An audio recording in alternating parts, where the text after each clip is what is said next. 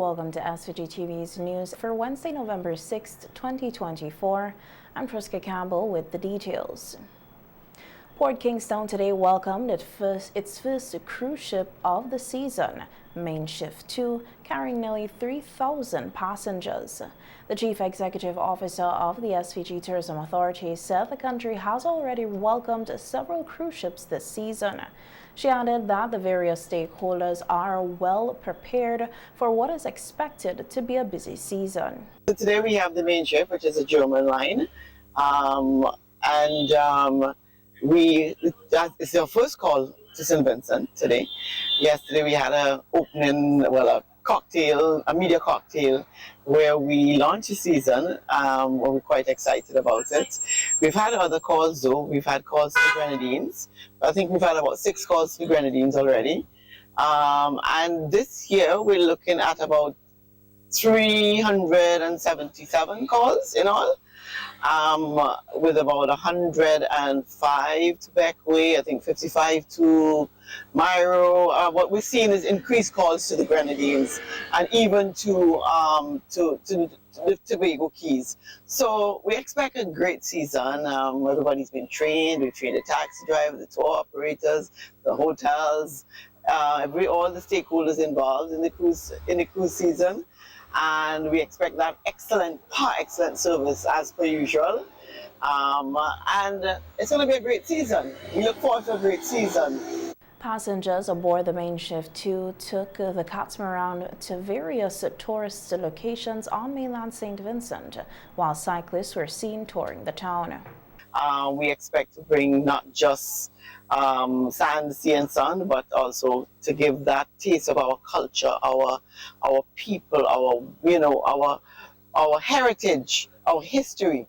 We want to showcase that to cruise passengers when they come to St. Vincent and the Grenadines, and hopefully that will also translate into serial visitors, making them want to come back to St. Vincent at another time.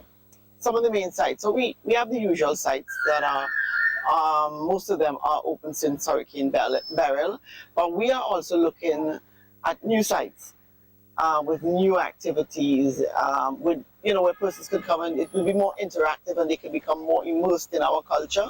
So we're looking at a Pirates Cove that will be built out, an eco park. We're looking at doing a Garifuna village, and then of course there are other sites where we're going to bring activities to. We're working on it. It's a work in progress, so bear with us, but it will all happen. It will all come together. St. Vincent and the Grenadines is expecting a total of 377 cruise calls this season, the highest number of cruise ship visits in the country's history. Another cruise ship, Britannia, with over 4,000 passengers, is expected to dock at Port Kingstown tomorrow, Thursday, November 7, 2024. The SVG Tourism Authority officially opened the 2024 to 2025 cruise ship season with a media cocktail reception at the cruise ship berth last evening. Chief Executive Officer of the SVG Tourism Authority, Anand Mark, highlighted the expected increase in cruise calls with 9 inaugural calls to mainland St. Vincent and the Grenadines. She noted that this positive outlook comes despite the destruction caused by Hurricane Beryl in July. Expect, I believe, 9 inaugural calls also. And although we have had more calls in 2023 to 2024 as compared to 2022 to 2023 season, our cruise figures do remain steady. This is because we have had larger ships in 2022 to 2023, but more calls in 2023 to 2024. Quite a mouthful there, and I hope you understood what I said. Most importantly, though, for us at the St. Vincent and the Grenadines Tourism Authority, it is improving and enhancing our offerings to our visitors and cruise ship passengers. We want, when they leave our shores, they leave with a lasting impression that makes them want to come back, return to the gem of the Antilles. Meanwhile, with the Ministry of Tourism focusing on stakeholder engagement, Minister of Tourism Carlos James announced that the increased discussions will be held throughout this month. It's very important that stakeholder collaboration and engagement is something that we focus on. And I've spoken to the chair of and the CEO of the Tourism Authority, the president of the Hotel and Tourism Association. We're going to have a sit-down breakfast or lunch very soon, and we are going to speak about how we can engage a lot more stakeholders. She knows what is taking place in Barbados and how it is stakeholder-led and driven, and the great level of support and involvement of stakeholders there. And I want us to lift the game a little bit higher in St. Vincent and the Grenadines. Let the stakeholders take ownership and responsibility for the sector and its development. The government is here to support you and give you all the support possible. The impact of Hurricane Beryl on St. Vincent and the Grenadines, as well as other neighboring islands, demonstrates the realities of climate change for the region and underscores the need for resilience to be central in the government decision-making. That's the view shared by the incoming chairman of the Council of Ministers of the Caribbean Disaster Emergency Management Agency, SVG-TV, Minister of Tourism, Sustainable Development and Culture, Carlos James. He was delivering remarks at the 14th meeting of the SVG-TV Council held at the official residence of the Prime Minister here on Monday evening, pointing out that 98% of buildings, including homes, were damaged on Union Island in the southern Grenadines, displacing over 4,000 households. Minister James said that the Category 4 hurricane was also a demonstration of the value of SVG-TV and the importance of investing in recovery functions within the agency's coordinating unit. He highlighted the Caribbean Resilience Recovery Facility as well as investments in multi-hazard early warning systems, safe schools, and safer buildings. Participating states were urged to advance these programs nationally within country work programs and broaden the sectoral engagement in country work program development. And here in St. Vincent and the Grenadines, our program was approved in January 2024 and is a 5-year program. I want to personally thank SVG-TV, its Executive Director Liz Riley, and all of the supporting staff during our recovery efforts from Hurricane Beryl. The quickness of the response from SVG-TV and other supporting agencies, the support that they provided to our country was instrumental and important and necessary at the critical time when we await support from international agencies to respond to the devastation caused by Hurricane Beryl. It also shows you the importance of having our homegrown framework for disaster response and put it in place. Stressing the importance of the role of SVG-TV as a system that comprises its coordinating unit and the participating states, Minister James emphasized that the responsibilities of both entities must be addressed for the system to function effectively. He further pointed out that here in St. Vincent and the Grenadines, the government has recognized the need for greater investment in human capital, as well as the need to strengthen the National Emergency Management Organization and community risk management infrastructure. There are growing demands of the SVG-TV CU. And of course, this coordinating unit, however, has an increase in costs of delivering the support that we have requested across member states and participating states of SVG-TV. And that is why it is critical for us to give full support to the SVG-TV coordinating unit to ensure its success and its ability to respond to our times in need in natural disasters and natural hazards. I wish to thank our development partners who have been supporting our SVG-TV system within the Caribbean region.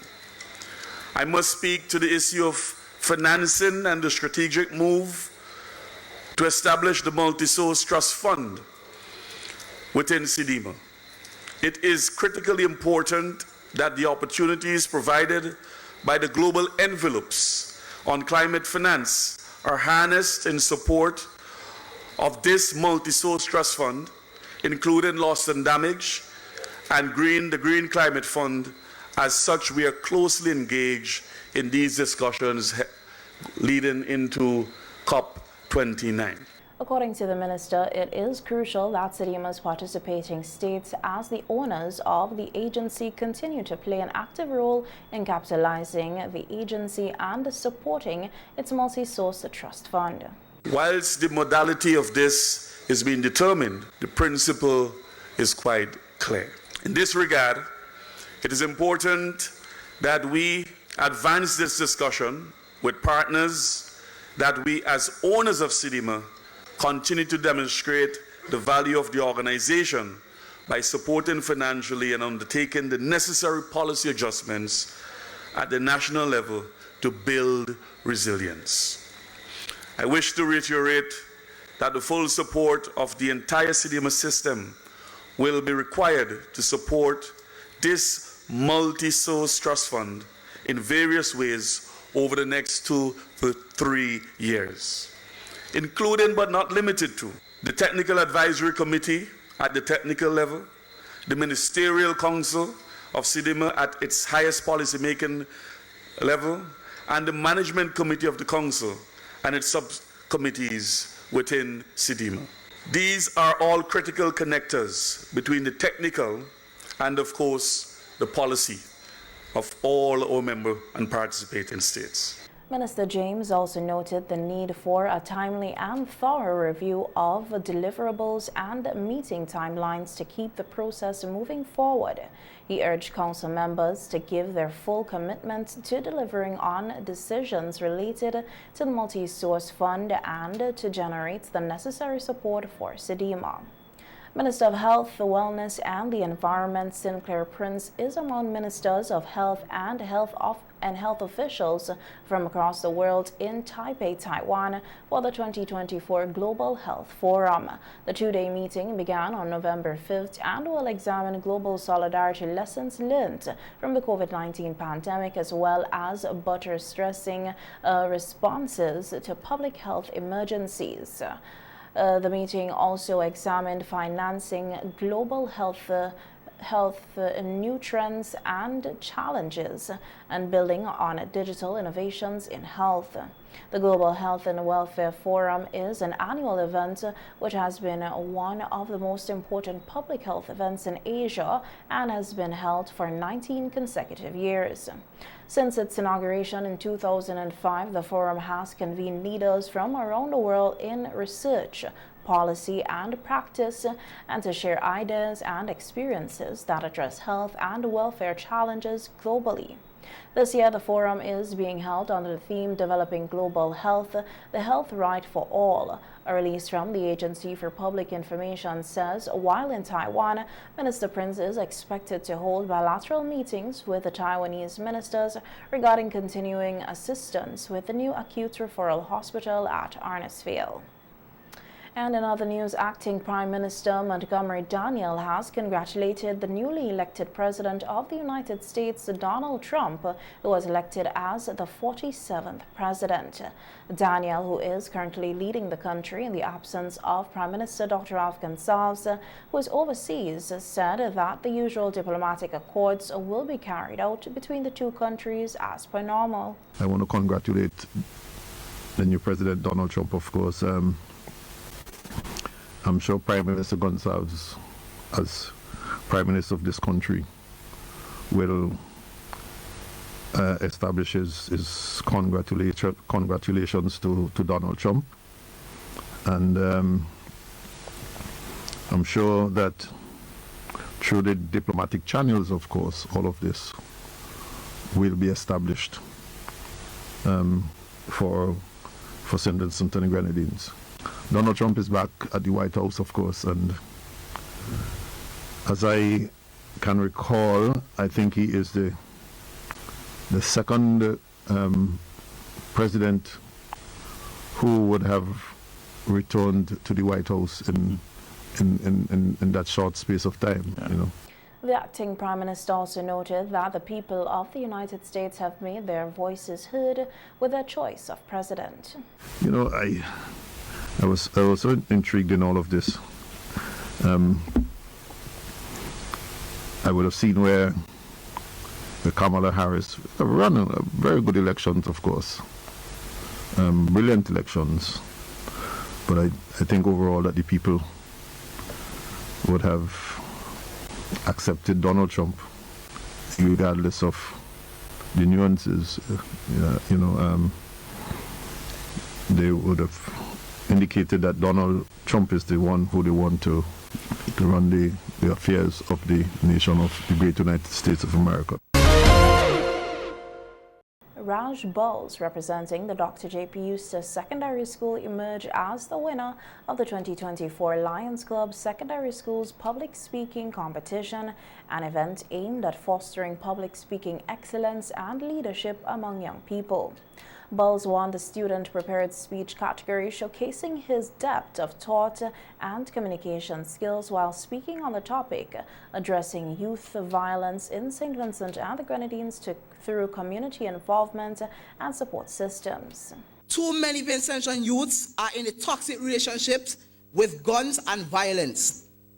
Minor conflicts spiral into devastating tragedies, robbing young lives of their futures and leaving families shattered. The statistics tell a sobering story. In 2023, the Royal St. Vincent and the Grenadines Police Force recorded 52 murders, with 43 involving firearms. A stark increase from 42 murders in 2022, where 28 involved guns. Tragically, this year continues the grim trend, ensnaring more young people as victims and perpetrators. Bowles also walked away with the award for Best Impromptu Speech, where he spoke on the topic developing talents and abilities. As persons of society, need to spot talents at a young and early stage. Parents, you as parents are in control and see your children to a day-to-day basis. You need to pay close attention to your children when they are doing certain activities. If you spot a talent or an ability, nurture it quickly, because that child can develop into something extraordinary. Now, this is not only limited to parents, but adults. When you see children on the streets who are playing music, who have a talent for football, give them encouragement. Actively encourage them so that they will have pride in themselves and continue to learn that specific skill. The Best Main Speech Award on the topic, Our World is in a State of Confusion as we struggle to reconcile one's inalienable rights, civil liberties, religious beliefs, and the role of the state, was presented by Alexander Cummins of the St. Martin's Secondary School, who placed third overall in the competition. That the fight for civil liberties, inalienable rights, and religious beliefs created mass confusion as the world sought to reconcile them amidst their suppression by the state. Mr. Chairman, I'm certain that I've laid the foundation to prove that confusion has existed throughout time. Of late, the world was engaged in the controversies surrounding the LGBTQ+ community as they suffer a backlash of social hostility, violence, and legislative restrictions.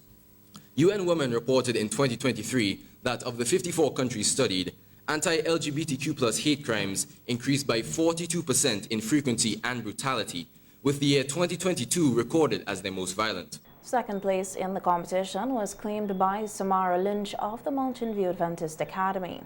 Other finalists included Marcy Batiste of Sandy Bay Secondary School, Jaheim Primus of the St. Vincent Grammar School, and Jakara Johnson of North Union Secondary School.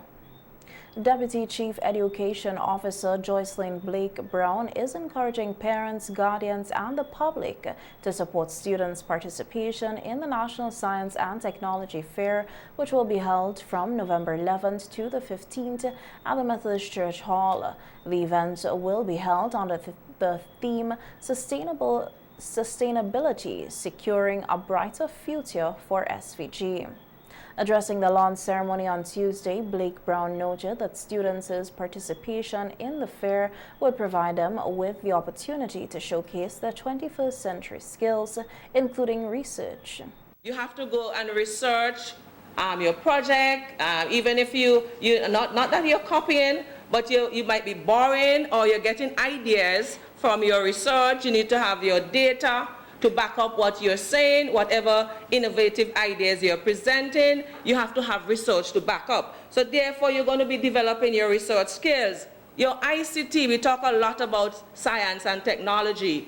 So I know that I've been to science fairs and I've seen you demonstrating your ICT skills. Hopefully this year we're going to see more of your ICT skills coming across in your presentation. I know that you have to collaborate. Sometimes you do individual presentations, sometimes you do group presentations. And I know that's a skill that teachers encourage for students to work in groups. And you know, the stronger students can help the weaker students, and together you can learn and support in a very inclusive environment. You get to communicate because persons are going to be coming around to listen to you. How do you explain this concept? Where did you get the idea from? What have you learned? So you have to sharpen your communication skills. Sometimes you have a brilliant idea, transform into a project, but you need to explain using all your language skills.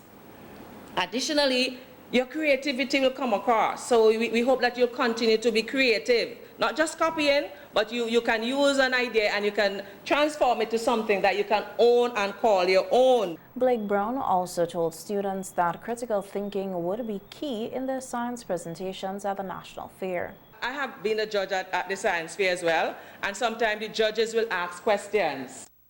You know, children, students, you have to think on your feet. You do not always have to have the answers, you know.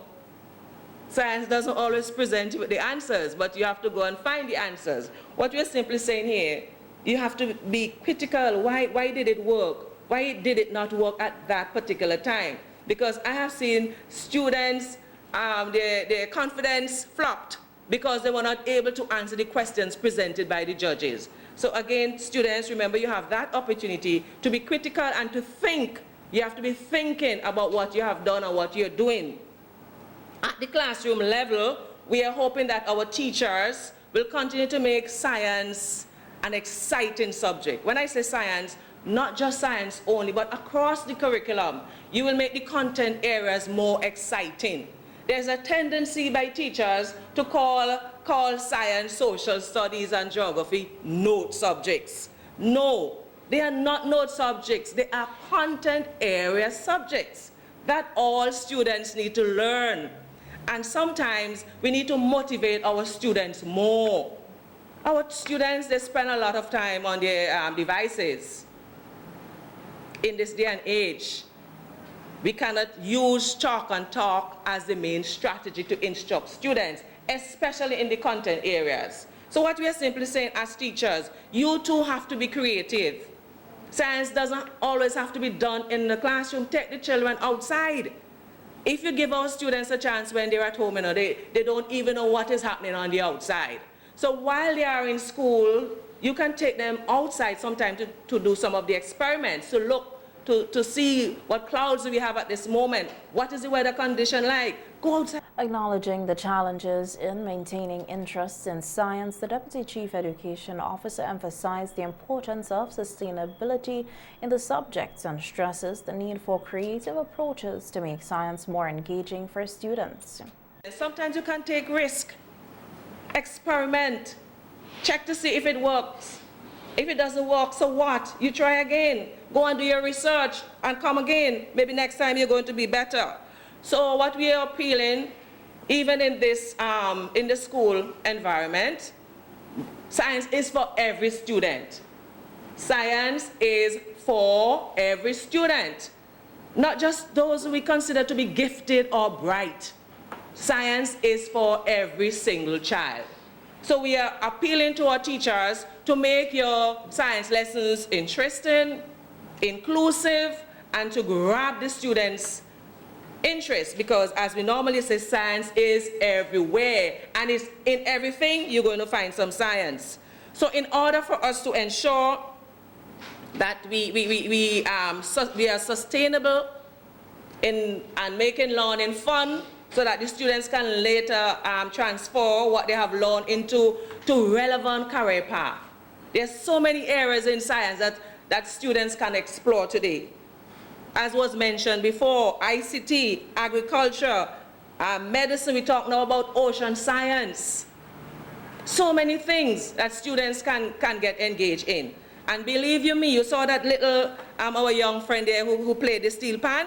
Just imagine grooming these students from the young age, getting them fully embracing science in a very interesting and motivating way. I am sure Mrs. Hunt King will not be begging teachers to bring in projects. You will have so many that will have to have maybe zonal competitions and do some selection. The 2024 National Science and Technology Fair will kick off on Monday, November 11th, with all participants given the opportunity to set up their projects for judging.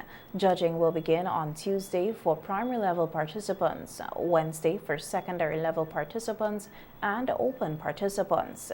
The fair will be open to the public for exhibition on Thursday, November 14th, with a closing and award ceremony on Friday, November 15th, 2024.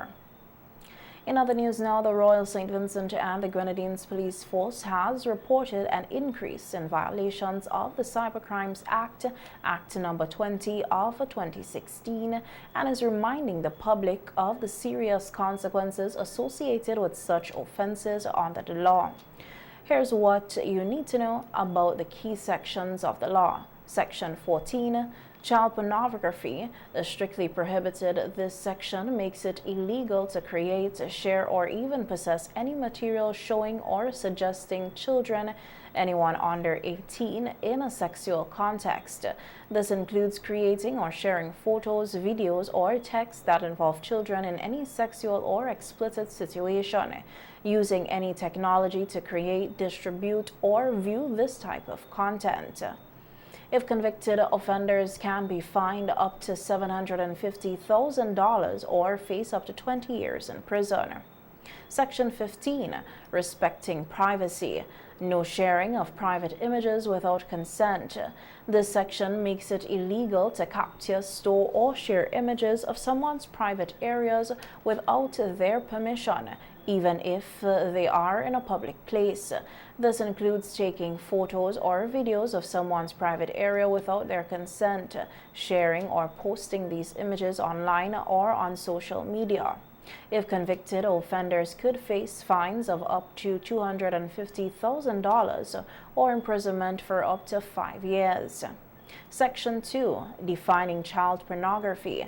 This section defines child pornography as any material that shows a child in a sexual situation or image altered to depict a child in such a situation. Any such material is strictly illegal. If you receive illegal content, report it immediately. If someone sends you any form of child pornography or private images for another person, you are required to report it to the police immediately. Simply keeping or forwarding this content is also a serious offense and could result in charges.